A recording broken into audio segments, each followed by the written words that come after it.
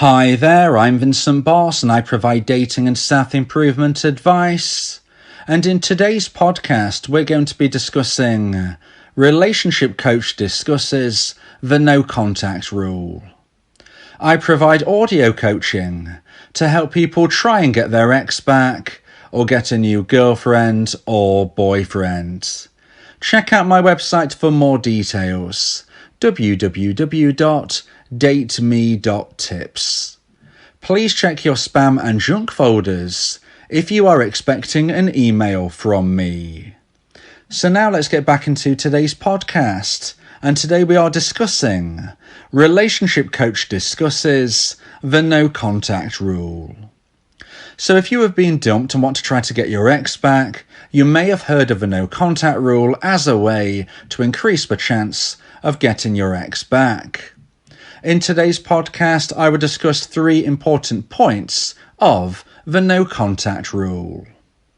So let's get straight into this, and point number 1 is there are different versions.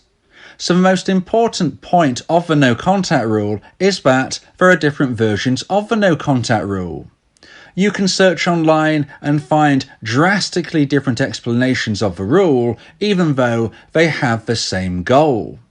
Now, the reason why drastically different versions of the same rule could potentially still have testimonials saying this worked for me, that worked for you, this worked for me, this can be because of one important factor, and that is there is no 100% guaranteed way to get your ex back. Nothing works 100% of the time, and more importantly, nothing fails 100% of the time. So you may see a rule which, as I'm about to describe shortly, in my belief, is not really going to help you most of the time, and you might be that 1 in 100 people who actually find success. But I want to give you the best possible odds. I want to give you the best possible chance. And that's why I believe that my version of a no contact rule will give you that best possible chance of success. And later on in today's podcast, I'm going to be describing to you the basics and theory of my version of a rule. But right now, like I said, I want to just discuss a few versions of rule that I don't believe in and why I think that, okay, you might find the odd person who gets success, but ultimately they're not going to help you when you try to increase your odds. You want that best opportunity. You don't want just a hit and hope mentality. So the first version of a rule that I'm going to describe as one that I don't believe in is time-based. Now, often this is the 30-day no contact rule. Maybe you see 45, maybe you see 90 days, maybe you see something other than that. But in my belief, the no contact rule shouldn't be connected to time. I will discuss more on this a little bit later. But if you see a version of a rule that says this is the 30, 45, 90, whatever day no contact rule, I don't believe this is going to help you. How can something as important as love be constricted to a precise date on the calendar? In my belief, based on my own research, the average amount of time it takes a dumper to reach out to a dumpee is around 6 months. Much, much longer than this 30, 45, 90-day suggestion that some people have. I'm not saying that their version of a rule won't work occasionally for some people, but what I am saying is that I believe if it does work for those people, it perhaps means that their ex was going to reconnect anyway. Maybe their dumper was on the verge of reaching out when they received contact from their dumpee, because this is how I believe it would likely play out. Now, if you want to listen to those versions of rule, then please do so. If you want to go with that version, then please let me know how it goes for you, and I wish you the very, very best of luck. But I don't think it gives you the best possible chance of success. The second type of a version of a rule that I want to discuss right now that I don't believe is going to help you is complete radio silence. The type of situation where even if you receive contact from your ex, you just ignore them for a certain period of time, or maybe you just go off radar everywhere, off social media, off every type of thing that you ever commented on ordinarily, you just vanish forever. I don't believe this is going to help you get your ex back most of the time, because if your ex reaches out to you, or if your ex is trying to find you in some way, if you've just completely vanished, how on earth can a connection take place?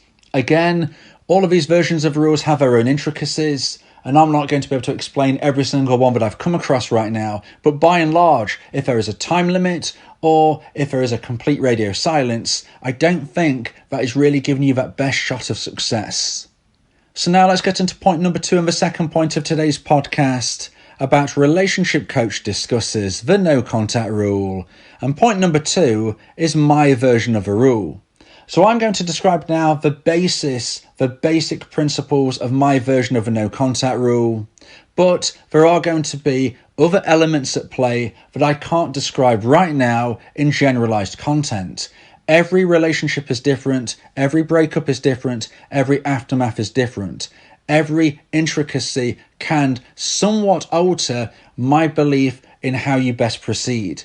If you want specific advice for your situation, then you may want to consider my audio coaching service where me and you can speak one-on-one. Check out my website www.dateme.tips if you would like more details on my audio coaching and how we can speak one-on-one with me becoming your coach and your teammate through your journey moving forward.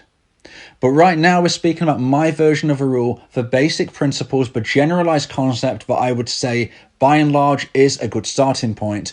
And that is to never contact your ex again unless they contact you first. Now this is if you're a dumpee. If you are a dumper, my advice differs to this, but I'm not getting into that right now. We're just speaking as if you are the dumpee. So if you're a dumpee, you need to make sure that in my belief, by and large, you never contact your ex again unless they contact you first. Now, there are caveats to this rule, such as necessary contact you might need to make, or other examples may be if your ex, your dumper, is moving away, for instance. That is just one other classic example that I'm told of, which can add differences to what I would suggest. But, like I say, we're giving a generalized approach here. If you have been dumped and you want to try to get your ex back, your best chance of success is to never contact them again unless they contact you first. Now, we are speaking about unnecessary contact here. We are speaking as if your ex isn't going to be moving away anytime soon. We are speaking in respect of